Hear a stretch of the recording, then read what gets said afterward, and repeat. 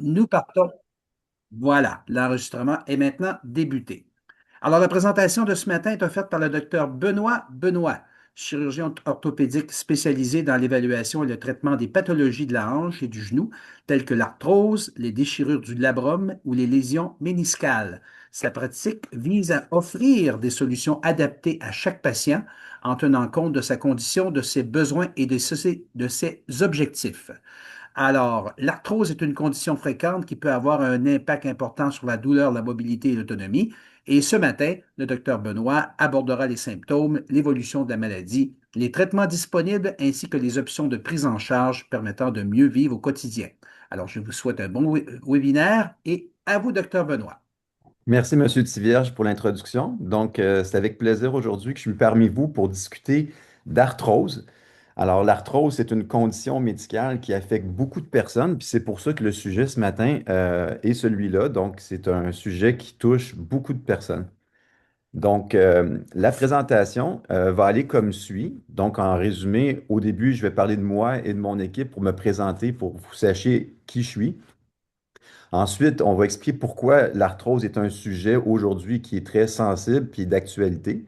On va bien sûr définir ce qu'est l'arthrose parce qu'il y a des gens qui se demandent ce que c'est. Si on n'en a jamais souffert puis on connaît personne qui en a eu, on peut ne pas savoir ce que c'est. On va parler des signes cliniques, donc ce que les gens vont ressentir et les manifestations que ça va avoir sur leur corps et leur articulation. Ensuite, on va aborder le soulagement de la douleur. Qu'est-ce qu'on peut faire? Et puis, ce que vous pouvez faire comme patient quand la douleur commence à vous affliger, que ce soit aux hanches, au genou ou à une autre articulation. Et en dernier lieu, on va discuter du traitement final qui est le remplacement de la hanche ou du genou, qui sont des opérations aujourd'hui très communes. Et c'est mon travail de faire ça, donc de remplacer les hanches et les genoux des personnes qui souffrent d'arthrose invalidante. Donc, moi, je suis docteur Benoît, orthopédiste. J'ai fait mes études à l'Université Laval à Québec en médecine et puis la résidence en chirurgie orthopédique à l'Université de Montréal. Et après tout ce temps-là, j'ai été recruté pour travailler donc à l'Université de Montréal et dans les hôpitaux montréalais d'enseignement. Et j'ai dû faire une formation outre-mer, donc une année en Suisse de spécialité en hanches et genoux et une deuxième année de spécialité également à Ottawa. Après quoi, je suis revenu travailler à Montréal ici pour enseigner la chirurgie de la hanche et du genou au niveau médecin résident. Mais tout ce travail-là, je ne peux pas le faire tout seul. J'ai besoin d'être bien entouré, puis j'ai la chance de compter sur mes adjoints administratifs, Karine et Dany, qui font un travail exceptionnel. Je pense que ce qui manque beaucoup à la médecine aujourd'hui, c'est le contact humain, l'humanité, l'humanisme. Et puis moi, ce que je souhaite, c'est que quand les gens prennent contact avec mon cabinet, qu'on leur réponde rapidement, puis qu'on soit à leur écoute. Et puis Karine et Dany s'occupent de ça. Et bien sûr, ça prend toujours du personnel infirmier pour nous supporter. Et j'ai la chance de compter sur Madame Duhaene, qui est mon infirmière coordonnatrice et aussi la directrice de ma clinique. Donc, pourquoi parler d'arthrose ce matin? Ben, tout simplement à cause de la prévalence. L'arthrose touche plus d'un Canadien sur 7. C'est la principale cause de douleur chronique après 50 ans. Mais il y a une bonne nouvelle, il existe de nombreuses solutions pour continuer à bouger puis à vivre pleinement. Je suis certain que parmi les gens qui écoutent ce matin, euh, plusieurs d'entre vous doivent justement souffrir d'arthrose à un certain niveau, ou si ce n'est pas vous, probablement que vous connaissez une ou des personnes dans votre entourage immédiat qui en souffrent et voire même ont eu une hanche ou un genou qui ont été remplacés. Alors maintenant, on va passer à la définition. Qu'est-ce que l'arthrose? Donc, en général, l'arthrose, c'est l'usure d'une articulation. Pourquoi ça fonctionne une articulation? C'est parce qu'il y a du cartilage qui recouvre les os. Parce qu'en gros, une articulation, la plupart du temps, c'est deux os qui vont s'articuler ensemble. Alors, pour que ça glisse bien, il ne faut pas que ça bouge os sur os. Donc, il y a du cartilage qui va recouvrir chaque os et c'est ce cartilage qui va prendre le glissement et c'est pour ça qu'une articulation fonctionne bien et bouge librement. Donc, l'arthrose, c'est tout simplement quand ce cartilage-là va commencer à s'amincir. J'aime bien donner l'exemple d'un frein d'automobile. Hein, le frein d'automobile, le petit pad, à un moment donné, il perd de l'épaisseur. Puis quand on va au garage, puis il nous dit, ben, vous savez quoi, votre frein est rendu à 50% usé, ben, on ne le remplace pas tout de suite. On va attendre qu'il soit plus proche de 100%. Ben, c'est la même chose avec le cartilage. Quand on arrive à 100% d'usure, ben, c'est là que c'est le temps de faire le remplacement de l'articulation. Mais dans l'intervalle, pour ceux qui ont une arthrose qui n'est pas complète, donc qui est partielle, il y a toute une gamme de traitements qui peut être fait, puis c'est ce qu'on va discuter dans les prochaines diapositives. Donc, en gros, le cartilage agit comme un amortisseur. Et quand je parle de cartilage, j'aime bien donner l'exemple. Tout le monde a déjà mangé du poulet, puis on sait tous qu'il y a un morceau blanc qui est cartilagineux dans le poulet. Bien, notre cartilage qui recouvre nos os, c'est un peu la même chose. Ça ressemble visuellement à ça. Alors, quand il s'amincit, ce cartilage-là, ça va créer de la douleur, l'articulation est plus raide, ça peut faire des bruits, et puis les gens vont chercher à consulter. Les articulations les plus fréquemment touchées, c'est celles que je traite, soit les genoux et les hanches, mais ça peut aussi toucher les mains, les épaules, la colonne, etc. Maintenant, il y a des facteurs de risque. OK? Donc, c'est quoi des facteurs de risque? C'est ce qui nous expose plus qu'une autre personne à développer l'arthrose. Comme par exemple, l'âge avancé est un facteur de risque. Et ça, c'est normal. Je veux dire, notre articulation, ça a vécu 80 ans, 90 ans, elle a eu plus de chocs, plus de micro-traumatismes qu'une personne de 25-30 ans. Donc, l'âge est un facteur important, surtout dans nos sociétés actuellement où les personnes vont vivre de plus en plus vieux et désirent rester actives. L'hérédité est également un problème. Pas un problème, mais en fin de compte, c'est un facteur de risque. Donc, c'est pas rare que dans une même famille, qu'on va voir plusieurs personnes qui ont de l'arthrose du genou, de la hanche et qui ont même eu des opérations pour ça. Le surpoids, tout le monde va le comprendre. Si on traîne une charge sur nos épaules, évidemment, ça met du stress sur nos articulations et ça peut déclencher donc l'arthrose. Et puis, les traumatismes qu'on a eus dans le passé dans notre vie, les accidents de sport, ou aussi le travail répétitif, par exemple, ceux qui travaillent dans la construction, ce sont tous des facteurs de risque qui peuvent amener au développement de l'arthrose. Maintenant, c'est quoi les signes cliniques? Ça, c'est ce que le patient ou la personne va ressentir. Alors, le plus fréquemment, les gens vont ressentir une douleur à l'effort. Donc, quand les gens vont s'activer, ça va faire mal après un certain temps, des fois initialement même.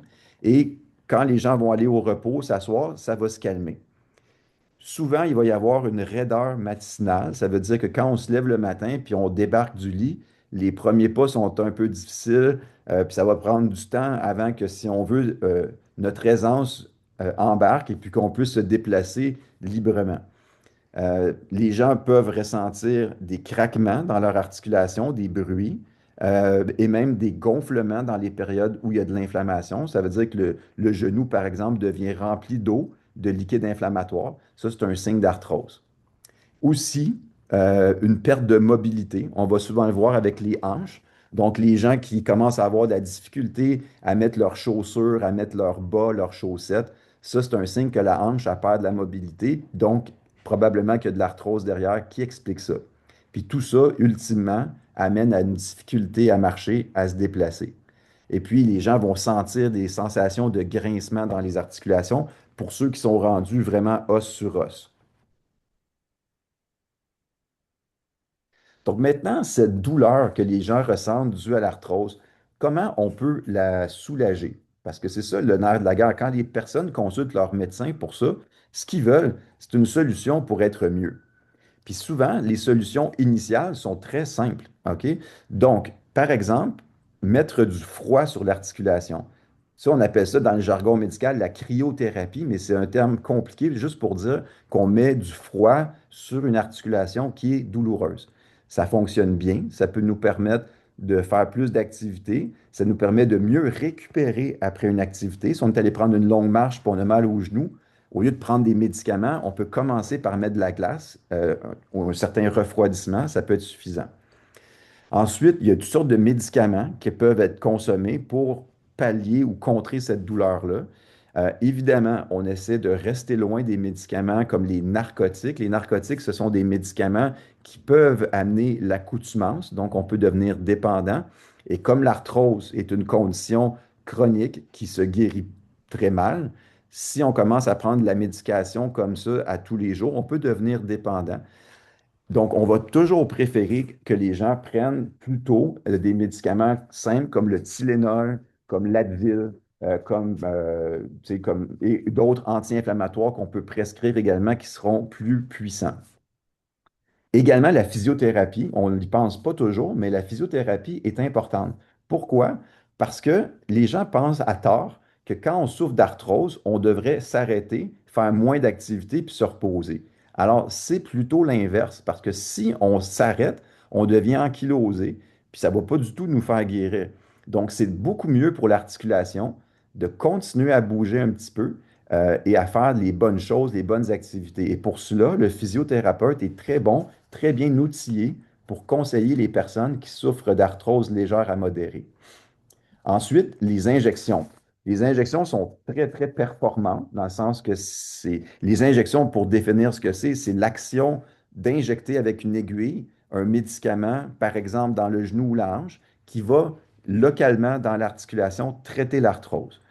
Alors, essentiellement, il y a trois sortes d'injectables. Celui qui est le plus connu, c'est probablement la cortisone. La cortisone, c'est un médicament anti-inflammatoire qui va durer quelques mois. On peut l'injecter dans l'articulation, puis quand l'arthrose est légère à modérée, souvent ça va fonctionner.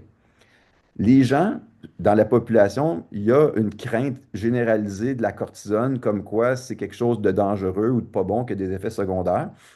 C'est vrai pour la prise de cortisone en comprimé par la bouche sur une longue période. Là, il peut y avoir des effets secondaires.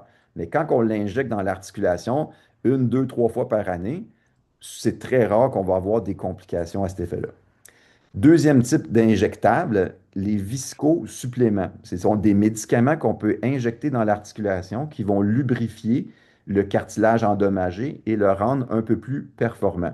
L'avantage de cette viscosuppléance, c'est qu'elle, quand ça fonctionne, elle dure longtemps, 6 jusqu'à 12 mois de soulagement. Et il y a un médicament un peu plus nouveau qui est arrivé sur le marché qui s'appelle le plasma riche en plaquettes, le PRP. En fait, je ne devrais pas dire un médicament parce que c'est quoi le plasma riche en plaquettes? C'est tout simplement qu'on prend une prise de sang au patient, puis dans cette prise de sang-là, on retire les plaquettes qui sont une composante sanguine et on réinjecte ça dans l'articulation pour calmer la douleur, l'inflammation et peut-être même encourager la guérison des tissus. Encore une fois, il faut éviter le repos prolongé puis l'arrêt total d'activité. C'est contre-productif et c'est pas ça qui va faire guérir votre arthrose. Maintenant, qu'est-ce que vous pouvez faire comme patient si vous avez finalement une hanche ou un genou douloureux? Je dis toujours que la première chose à faire, c'est vraiment de consulter son médecin. Alors, parce que souvent, les gens vont essayer de se diagnostiquer eux-mêmes et de s'auto-traiter. Le danger de faire ça, c'est que des fois, on n'a pas le bon diagnostic, puis on fait un traitement qui est peut-être pas bien ciblé. Donc, la médecine, c'est pas compliqué. Ça a toujours fonctionné comme ça depuis la nuit des temps. Il faut d'abord faire le diagnostic. C'est quoi le problème exactement avant de faire le traitement? Ça fait du sens pour tout le monde, certainement. Fait que donc, quand le médecin vous reçoit, vous avez mal au genou, mal à la hanche, il va faire un questionnaire, un examen physique, faire une radiographie, comme on voit ici à l'écran. Et puis là, on va voir à ce moment-là que, ah bon, ben là, il y a de l'arthrose. Puis là, on va être capable de dire, c'est une arthrose qui est légère, débutante, elle est-tu modérée ou bien elle est avancée ou très avancée. Puis en fonction, c'est là qu'on peut dire, ben voici, je vous recommande tel traitement, que ce soit physiothérapie, glace, injection, médication, voire même chirurgie. Fait que le rôle du médecin, c'est vraiment d'évaluer la condition, puis encore une fois, faire le diagnostic, puis donner les options au patient pour que le patient puisse bien choisir ce qui lui convient là-dedans. Donc, maintenant, parlons un peu de remplacement articulaire. Euh, c'est sûr que le traitement final, quand on fait de l'arthrose au genou ou à la hanche, peut devenir, à court ou moyen terme, de remplacer l'articulation. Pour les personnes qui ont vraiment une qualité de vie qui est très diminuée, pour qui le Tylenol, la glace, les injections, ça apporte pas de soulagement, ben c'est là qu'on est rendu à considérer fortement faire une chirurgie de remplacement articulaire. Donc, sur l'image de gauche, on voit ici une personne qui a eu ses deux genoux remplacés. Pourquoi je dis ça? Je ne sais pas si vous voyez bien ma petite flèche bouger sur les genoux ici, mais il y a représenté en blanc une prothèse qui va recouvrir l'extrémité du fémur. Le fémur, c'est l'os de la cuisse qui est ici. Et donc, comme le fémur avait perdu son cartilage, on a mis une prothèse métallique pour le recouvrir. Et la même chose au niveau du tibia, qui est l'os de la jambe ici. On a mis une prothèse sur le sommet du tibia pour remplacer, si on veut, le cartilage qui était complètement disparu. Et après, ben, le genou, au lieu de frotter os sur os, ben, c'est vraiment les prothèses qui frottent entre elles. Et puis, même principe au niveau de la hanche sur la droite. Ici, on a un patient qui a eu les deux hanches changées. Donc, une hanche, c'est une articulation comme le genou, mais qui a une mécanique un peu différente. La prothèse va un peu différer, mais le principe reste le même. C'est d'avoir ici, dans ce cas-ci, par exemple, une boule qui va s'articuler avec une cavité artificielle qu'on a installée au fond du bassin.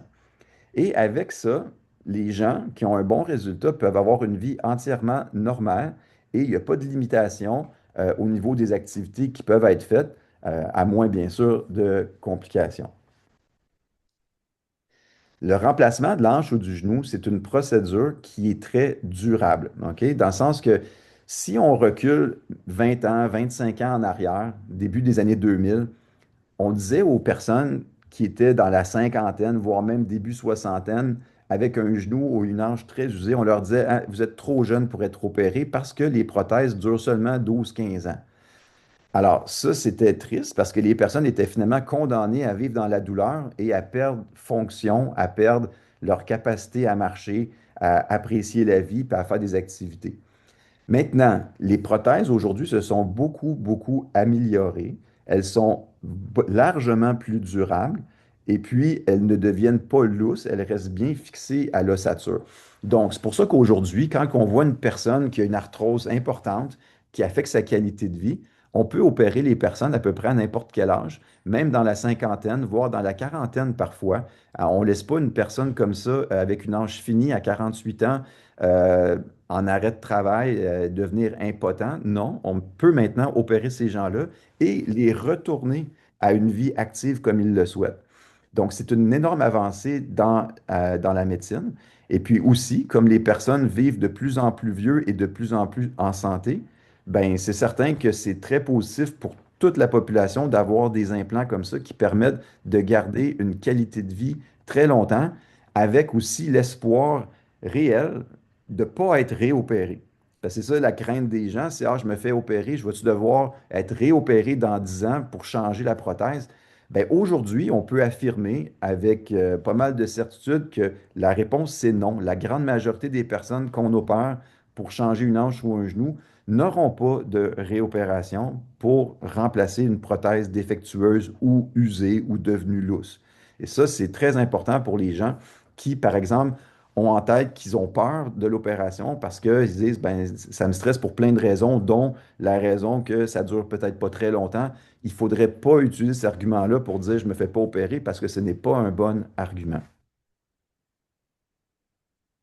Maintenant, les gens aussi se demandent toujours, ça ressemble à quoi après l'opération? On sait c'est quoi avant, on a mal puis on perd un petit peu notre qualité de vie. Puis là, après ça, on se fait opérer. L'opération, ça ne dure pas longtemps, c'est un événement, mais c'est quoi qui se passe après? Alors, après, ça va différer un petit peu entre les hanches et les genoux, je dois l'avouer, mais en général, les gens vont d'abord se préparer. Plus on est préparé à notre chirurgie, ben, mieux ça va aller. Fait que si on est capable de maintenir le mouvement, d'être un minimum actif dans les semaines et les mois qui précèdent l'opération, c'est beaucoup mieux. Ça va être plus facile de récupérer si on a maintenu une bonne masse musculaire. Euh, donc, si on est capable de maintenir un poids à peu près santé, puis déjà de préparer son domicile, comme par exemple, évidemment, c'est au médecin, à son équipe de vous conseiller, mais on va conseiller avant l'opération d'avoir des petits outils pour le retour à domicile après la chirurgie, comme un siège de toilette surélevé, pour faciliter de se relever dans les premiers jours et les premières semaines après l'opération. Ça, c'est des exemples et des recommandations qu'on donne aux patients. Donc, en règle générale, les gens vont avoir une hospitalisation courte après une opération comme ça. Ça va varier entre 1 et 2 jours, des fois un peu plus, mais aussi des fois moins. Il y a des personnes en bonne santé qui vont vouloir se faire opérer puis rentrer dormir à la maison le jour même. On le fait de plus en plus. Puis c'est pour les personnes en santé, c'est tout à fait correct et sécuritaire. Maintenant, la physiothérapie est très importante. Oui, un peu avant, quand on souffre d'arthrose, ça peut nous aider, mais après une chirurgie, c'est indiscutable, c'est capital, il faut faire de la physiothérapie. On ne se le cachera pas, il y a un peu de douleur causée par la chirurgie dans les jours et les semaines qui suivent. Et il faut quand même, malgré tout, que cette articulation-là, que ce soit le genou ou la hanche, elle bouge. Donc, le thérapeute va faire un programme d'exercices, des exercices qui vont être faits personnellement par le patient à domicile, mais aussi en présence du thérapeute à raison d'une fois ou deux par semaine pour les 4 à 6 premières semaines. Souvent, au bout d'1 mois et demi, la plupart des personnes auront terminé la physiothérapie parce que les objectifs auront été atteints.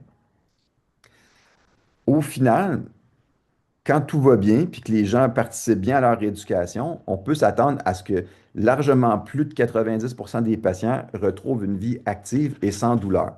Mais ceci est bien sûr conditionnel à se faire opérer dans le bon temps. Malheureusement, avec les problèmes d'accessibilité au réseau de la santé qu'on vit et que je pense que tout le monde ici est au courant, on en entend parler presque à toutes les semaines, ben, les gens qui ont de l'arthrose sont rarement priorisés dans le système de la santé parce que ce n'est pas une urgence. Le système de santé fonctionne très, très bien si vous faites une crise de cœur ou si vous vous cassez un fémur. Vous allez aller à l'urgence, tout de suite, on va vous prendre et on va faire les meilleurs soins possibles. Mais quand on a une maladie chronique qui est douloureuse comme l'arthrose, c'est plus difficile d'avoir accès à son médecin, voire à un orthopédiste comme moi. C'est beaucoup plus compliqué. Alors, c'est pour ça que je dis toujours aux gens, attendez pas trop quand la douleur commence, consultez, parce que si vous attendez trop, avec tous les délais qu'il peut y avoir dans le réseau de la santé, ben à ce moment-là, souvent les gens se retrouvent que leurs conditions dégradent plus vite qu'ils ne le pensaient, mais l'accessibilité au traitement, elle n'arrive pas vite. Fait que là, les gens se retrouvent dans une situation de perte d'autonomie. Je vois ça trop souvent, des gens qui viennent me consulter en fauteuil roulant parce que ça fait 1 an qu'ils attendent pour une consultation. Puis là, ils se disent, ben, je suis plus capable d'attendre. Donc, c'est vraiment, ça, c'est vraiment un gros problème. Mais en gros, le message que je voulais passer, c'est que quand vous avez mal, n'attendez pas avant de chercher des solutions puis de consulter un professionnel de la santé qui peut vous aider parce que ça peut aller vite. Il y a beaucoup de personnes que l'arthrose va aller tranquillement. Ça va faire mal pendant 1 an, 2 ans, 3 ans, puis un petit peu plus petit à petit. Mais il y a des gens que ça peut arriver comme ça, que là, ils ont mal un peu, mais du jour au lendemain, en l'espace de 1 mois, 2 mois, ça devient qu'ils sont pratiquement incapables de marcher. Et là, il faut réagir rapidement parce que sinon, les gens, ils vont perdre toute leur musculature, leur forme physique, leur mobilité. Donc, il ne faut pas attendre dans ces cas-là.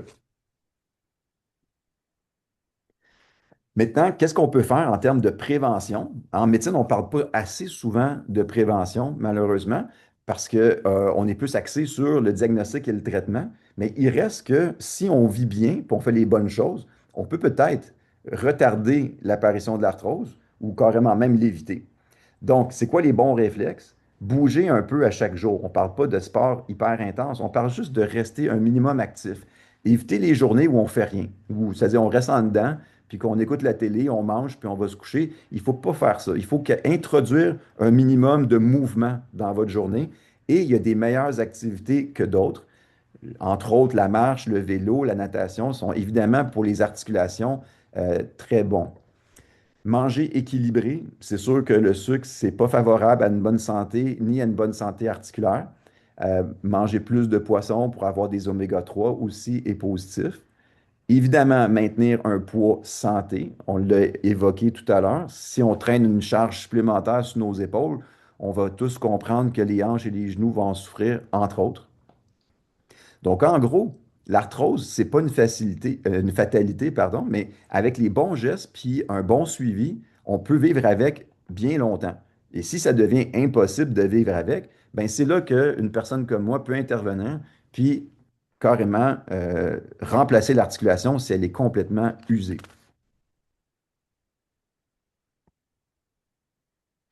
Donc, en conclusion, comprendre son arthrose, c'est déjà mieux la gérer. Et ça passe par consulter un professionnel de la santé pour avoir un diagnostic médical avant de commencer quelconque traitement. C'est vrai dans toute la médecine, il faut comprendre c'est quoi le problème avant d'essayer de se gérer puis de se soigner.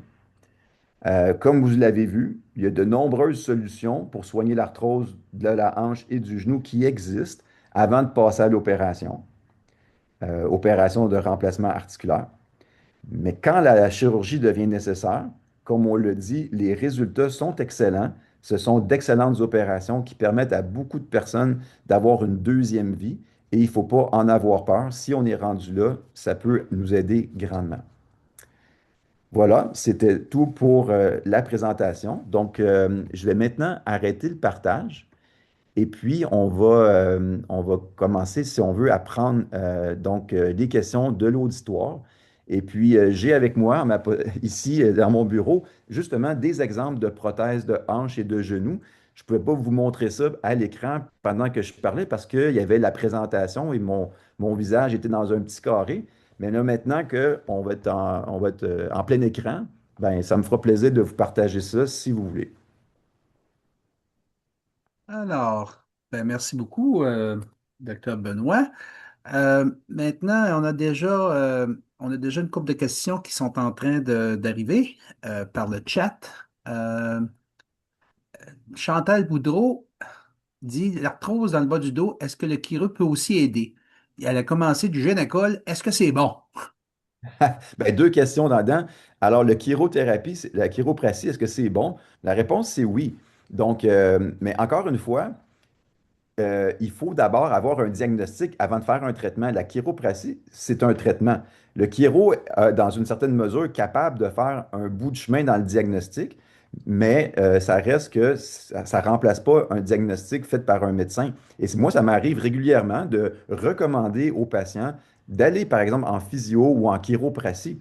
C'est sûr que le diagnostic revient au médecin, mais les thérapeutes comme les physios, les chiros, les ostéopathes sont des gens qui peuvent nous aider à vous rendre mieux. Ce sont des professionnels dont on peut certainement bénéficier. Et maintenant, pour l'arthrose du bas du dos, est-ce que le Génacol ou la glucosamine d'Adrien Gagnon, c'est bon?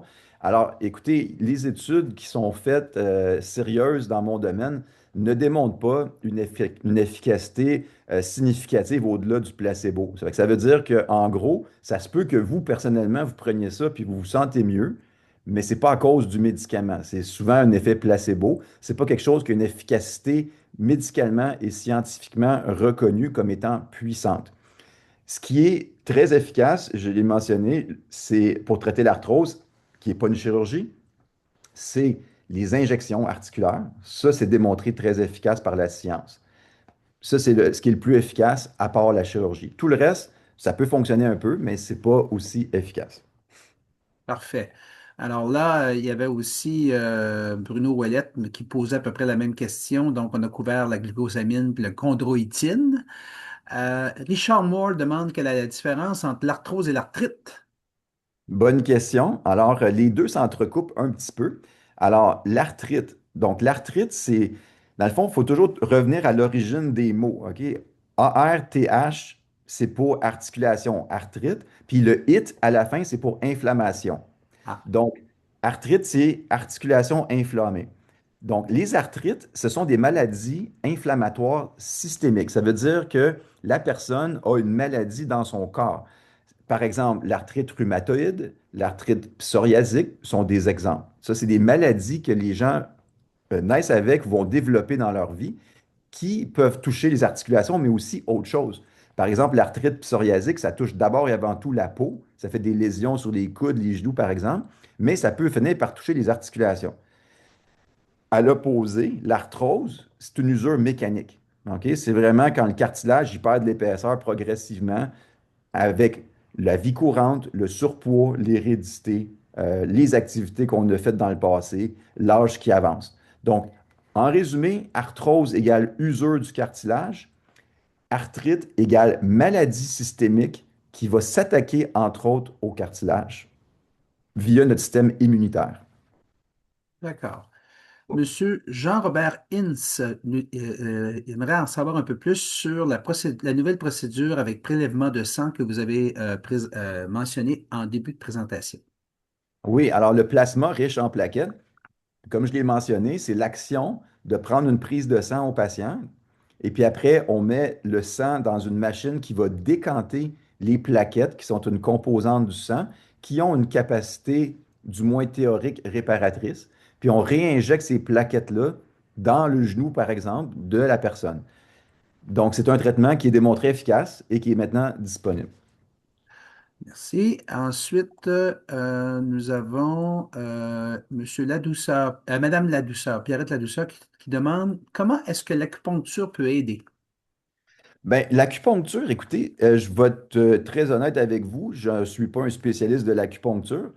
Euh, Moi, j'aime beaucoup être très, très pragmatique. L'acupuncture, on sait tous, c'est l'action de planter des aiguilles en surface sur la peau pour espérer un effet bénéfique. Maintenant, une articulation qui est usée, qui a perdu son cartilage, je ne vois pas comment ça peut faire un quelconque effet autre qu'un effet placebo ou un effet de bien-être un peu psychologique. Ça ne peut pas mécaniquement corriger quoi que ce soit. Je pense que tout le monde va l'admettre. Le cartilage qui a quitté l'articulation, il ne reviendra pas. Alors, dans notre corps, comme être humain, on a plusieurs sortes de cellules. On est fait de cellules à la base. Et il y a des cellules qui peuvent se diviser. Donc, les cellules de la peau, c'est un bon exemple. Si on se coupe avec un couteau la peau, on va faire une cicatrice parce que les cellules se divisent en 2, 4, 8, 16, 32. C'est la biologie de base. Le cartilage, ça ne marche pas comme ça. Quand les cellules s'en vont, disparaissent, les autres ne vont pas se multiplier. Le cartilage hyalin, malheureusement, on naît avec un nombre défini de cellules, puis on meurt avec ce qui reste. Parfait. Alors, je vous rappelle que je vois qu'il y a certaines questions qui sont très, très précises sur l'état de santé d'une personne. Alors, celles-là, on ne les fera pas, donc on vous invite à consulter directement. Il y a Mme Courchaine qui demande s'il y a un traitement pour une déchirure du labrum. Très bonne question. Et puis, la déchirure du labrum, d'abord pour expliquer ce que c'est. Le labrum, je vais prendre un modèle. Donc, ça, c'est un bassin. Un bassin, c'est une structure osseuse qu'on a dans notre corps. OK? Ça ressemble à ça. Et puis, de chaque côté, il y a une cavité hémisphérique. Cette cavité-là va prendre la tête du fémur. Le fémur, c'est l'os de la cuisse, c'est le plus gros os du corps. La boule va là-dedans. Le labrum, c'est quoi? C'est un morceau de cartilage qui est collé à la périphérie de la cavité ici. On dit en anglais un gasket, mais ça ressemble à ça. Et puis, ça peut déchirer. Et quand ça déchire, ça fait mal dans l'aine, par exemple. Ça va faire mal dans la cuisse ou dans la fesse. Et si ça déchire, puis ça cause des symptômes qui persistent, effectivement, ça peut être soigné. Et c'est une de mes spécialités de faire des arthroscopies de la hanche. C'est une chirurgie par caméra où on va à l'intérieur de la hanche pour réparer le dilabrum qui serait déchiré. D'accord. Monsieur Camille Bouchard demande comment soulager la discopathie chronique et l'arthrose facétaire. Alors là, on parle d'arthrose de la colonne vertébrale. Donc, comme orthopédiste, je m'y connais, mais comme depuis 18 ans, je ne fais que les hanches et les genoux, j'en suis plus un spécialiste. Mais l'arthrose lombaire, facétaire, ça se traite d'abord et avant tout avec les mêmes modalités que j'ai dit pour la hanche et le genou. Maintenir un certain niveau d'activité en choisissant bien ce qu'on va faire des activités douces, la natation, etc. Après, si ça ne fonctionne pas, c'est les médicaments simples comme anti-inflammatoires Tylenol, physiothérapie, et puis il y a aussi les injections qui peuvent être faites dans le bas du dos ou dans le cas de votre question, les facettes, on peut faire des blocs facétaires, ça veut dire qu'on injecte la cortisone dans les petites facettes dans la colonne vertébrale. Et puis, ultimement, si l'arthrose devient invalidante au point où on n'arrive plus à marcher parce que la moelle épinière est devenue complètement serrée, on appelle ça une sténose spinale, alors là, une chirurgie de décompression peut devenir indiquée. Mais la chirurgie lombaire est beaucoup plus rare pour l'arthrose lombaire que pour l'arthrose de la hanche et du genou. D'accord. Est-ce qu'on peut avoir, Sylvie Boucher demande, est-ce qu'on peut avoir des injections de cortisone plusieurs fois dans le genou? Ben, la réponse, c'est oui. On se donne à peu près comme limite 4 fois par année. Pour une personne qui a une bonne réponse, on va dire que 4 fois par année, c'est pas mal le maximum. Alors ça, c'est pour une personne qui aurait de l'arthrose dans le genou assez avancée. Ben là, on peut entretenir le soulagement avec ça. Si on a vraiment la visée de conserver le genou naturel de la personne en évitant la chirurgie le plus longtemps possible, je dirais que la cortisone à répétition n'est peut-être pas le meilleur choix parce que malheureusement, la cortisone, bien que ça soulage, ça peut parfois accélérer l'usure, ce qui est un petit peu contradictoire. Fait que donc, dans les cas où on dit, ben, on espère garder notre articulation pendant encore quelques années, on est mieux d'y aller avec la viscosuppléance, qui est le lubrifiant articulaire, que d'y aller avec de la cortisone à répétition. Moi, j'aime bien garder la cortisone pour des événements précis, comme s'il y a une crise. Mettons, le genou est super gonflé d'un coup sec, puis là, la personne a très mal. Ben là, on peut faire désenfler le tout avec une injection de cortisone et quelques semaines après, injecter le lubrifiant pour maintenir la santé articulaire. Parfait. Madame Brunet, Suzanne Brunet demande s'il y a des avancées prometteuses pour remplacer le cartilage seulement au lieu de remplacer l'articulation. Ben ça, c'est la grande question dans mon domaine. Je me souviens quand j'étais étudiant en médecine à l'Université Laval à Québec dans les années 90, j'ai moi-même travaillé au laboratoire d'organogenèse expérimentale à l'hôpital Saint-Sacrement. Puis la vocation du laboratoire, c'était d'essayer de refaire du cartilage en laboratoire pour éventuellement pouvoir le greffer. Puis, mais écoutez, on est toujours au même point. Il n'y a rien qui avance à ce niveau-là. C'est extrêmement difficile de refaire le cartilage. On est encore à l'état de la recherche fondamentale là-dedans. Puis, écoutez, moi, j'ai 49 ans. Je pense que de mon vivant, probablement que je ne verrai pas tu sais, des greffes de cartilage pour remplacer le cartilage qu'on a perdu avec l'arthrose. Question intéressante ici, Madame Marie-Josée Audet, qui dit qu'on entend beaucoup parler de remplacement de hanches ou de genoux, mais lorsqu'on a besoin de remplacer d'autres articulations comme le gros orteil, est-ce que ça existe? Ah, mais malheureusement, pas pour le gros orteil, mais il existe des prothèses pour les coudes, pour les épaules. Il y en a pour les chevilles aussi. Mais vraiment, là, pourquoi on parle tout le temps d'hanche et genoux? C'est parce que, un, c'est plus fréquent d'avoir une hanche ou un genou très usé. Et deux, c'est que les prothèses sont extrêmement efficaces. Puis je pèse mes mots, c'est que quand on change une hanche, les gens retrouvent une vie normale après. Alors, quand on remplace une cheville, les résultats attendus ne sont pas aussi bons. Fait que comme il y a beaucoup de gens qui ont la hanche et le genou usés, ben, l'industrie pharmaceutique a investi massivement des milliards de dollars en développement pour les prothèses de hanche et de genoux qui sont devenues aujourd'hui extrêmement performantes. À l'opposé, pour les articulations qui sont moins fréquemment atteintes d'arthrose, comme le gros orteil ou quoi que ce soit, ben, il y a moins de recherche qui est faite, c'est clair. Fait que donc, le développement de la science malheureusement, est ciblé sur certaines choses qui sont rentables pour l'industrie pharmaceutique. La hanche et le genou est un exemple de cela. Mais au final, ça bénéficie aussi aux patients qui sont très fréquemment atteints par cette arthrose-là. Donc, c'est une question de prévalence d'arthrose, de marché, de développement scientifique et d'amélioration continue de la médecine. D'accord.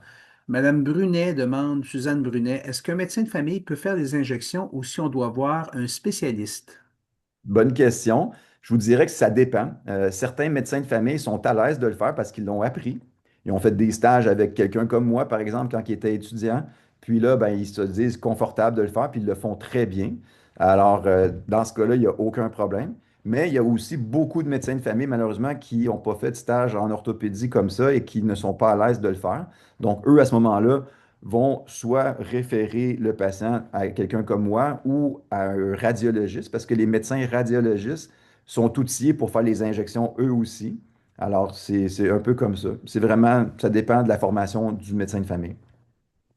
Et ça semble être la dernière question. En fait, on en a deux.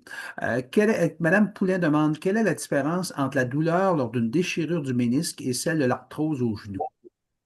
Ouais, ben écoute, typiquement, quelqu'un qui se déchire le ménisque puis qui a un genou parfait, il va ressentir une vive douleur suite à un petit accident. OK? Souvent, il va y avoir un petit événement qui va avoir entraîné la déchirure. Parfois, il n'y a pas d'événement non plus. Les gens, ils ne se rappellent pas d'avoir fait un faux pas ou un petit accident. Mais ça va être une douleur précise, pointue, qui arrive. La douleur de l'arthrose, elle est plus insidieuse. Ça veut dire qu'elle va commencer, il va faire mal un peu une journée, après ça, on est bien 3 semaines. Oups, ça va faire mal pendant 2 jours. Ça va être petit à petit comme ça. Donc, mais la douleur peut être tout à fait similaire, je vais vous le dire, et c'est pour ça qu'on doit faire des examens radiologiques pour déterminer c'est quoi le problème. Parce que quand je rencontre une personne, par exemple, de 60 ans, qui me dit qu'il a mal au genou depuis 2 mois, ben, ça se peut très bien que cette personne-là ait seulement une déchirure du ménisque, mais ça se peut aussi qu'elle ait de l'arthrose concomitante ou juste de l'arthrose. Donc, c'est pour ça que l'évaluation médicale existe. C'est pour vraiment déterminer c'est quoi le problème pour offrir le traitement adapté. Alors, question suivante. Madame Plouffe, Michel Plouffe, comment traiter la perte de sensation dans les doigts, la douleur? Je ne suis pas sûr que c'est lié nécessairement à l'arthrose, mais peut-être.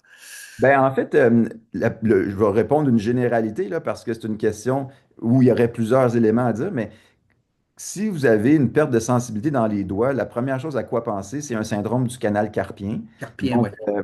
dans le poignet, on a un ligament qui s'appelle le ligament du carpe, puis il passe en dessous le nerf médian, qui est un nerf important, un des trois nerfs importants. Et pour beaucoup de personnes, en vieillissant, ce gros ligament ici peut devenir plus épaissi, serré et comprimer le nerf médian. Et donc, les gens, typiquement, vont perdre un peu de sensibilité au niveau de l'index et du majeur et puis un peu au niveau de la portion interne de l'annulaire. Donc, et ça, les gens peuvent avoir de la misère également à récupérer un 10 sous sur une table parce qu'ils perdent un petit peu la sensation tactile. Donc, syndrome du canal carpien est à éliminer avec cette question-là. D'accord. Madame Massé-Sylvie demande si, que pensez-vous des podiatres qui pour soulager l'arthrose aux gros orteils? Ça semble être le cas pour quelques personnes ici qui ont des problèmes de gros orteils.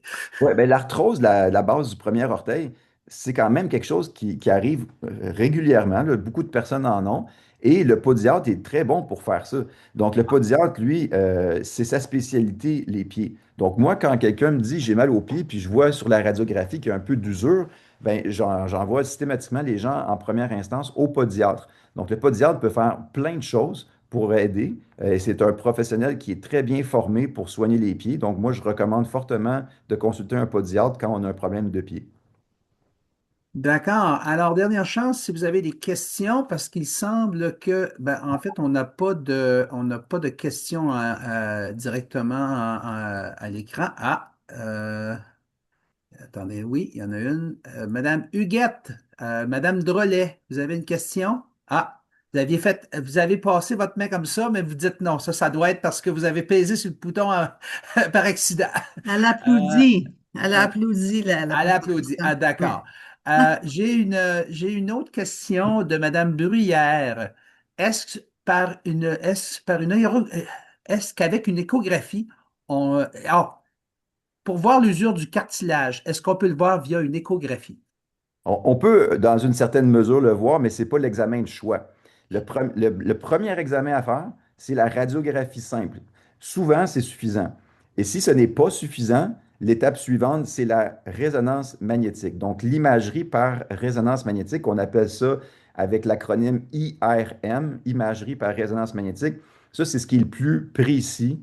Ça va nous donner vraiment toutes les réponses dont on a besoin si la radiographie n'est pas concluante.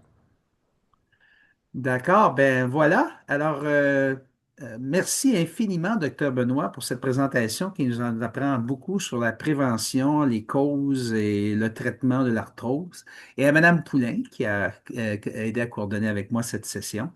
Alors, je vais cesser l'enregistrement maintenant. Arrêter l'enregistrement, voilà.